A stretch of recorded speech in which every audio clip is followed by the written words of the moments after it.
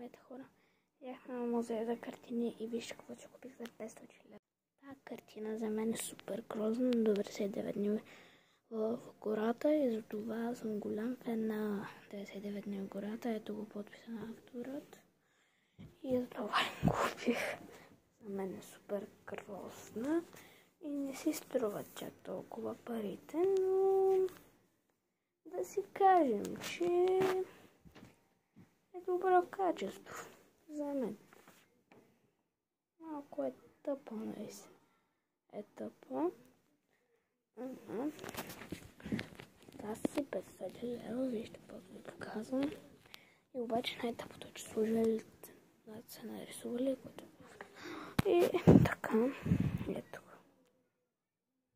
Ако искате да продължаваме с загадките за страни, телескопите, пишете долу в коментарите и кажете коя част най-много ви е харесала.